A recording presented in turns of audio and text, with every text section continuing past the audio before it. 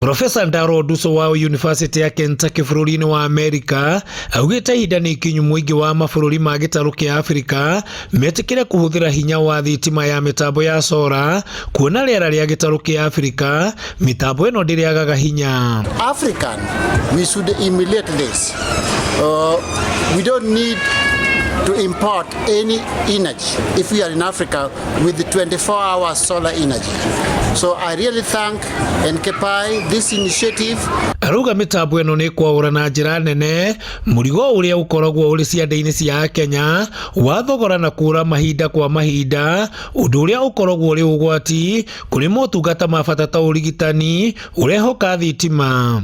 With the local community in the rural areas, if they can charge their cell phone and transact money, this whole business, this will change their life. In case of power blackout, there are a lot of issues, but if you have this solar panel like this, you will be assured of 100% supply of energy, and the patient will not, because I know, I don't have the data, but I know with that kind of the power outrage we had last week, mainly I think we must have lost some patients. Duso ũrĩa nĩ mũtaaramu wa marĩa matũrigicĩirie arĩtia hĩndĩ ya gũtabania ũgĩ wa bata wa mĩtambo ya solar mwena wa Narok augĩte ona mathukuru mathibitarĩ na makambuni marĩa manene nĩ wega maiyũkie mĩtambo ĩno. And this is a good way to conserve energy, and it is something that should be duplicated in other institutions like high schools, other colleges, because this environmental conservation, the type of energy they are tapping direct from the sunlight. Kinya rĩtũgĩrĩtio nĩ onjoria mwena wa Narok arĩa marahũthĩra mĩtambo ĩno ya solar. The following day when we were told that there was a blackout, we didn't realize, even our guests, the guests we had, our house was full, we had the guests here, they didn't even also realize there was a blackout.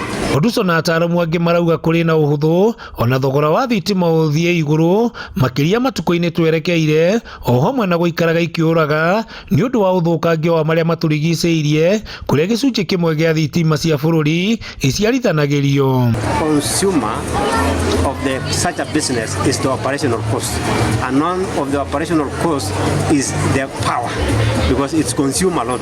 So we have been able to reduce it or to bring it very low, the cost of power, because of the solar system. But with the global change, our streams will be smaller and maybe some will dry. So if we dry, then the amount of electricity will be reduced. So how can we compensate that? The answer is just the solar. Because once we have the solar energy, the amount of energy we are going to produce will increase, whether the hydroelectric power will be down. Handũ-inĩ ha Inooro TV kuma kaunti-inĩ ya Narok, rĩtwa rĩakwa nĩ Wanyũike wa Mbũgua.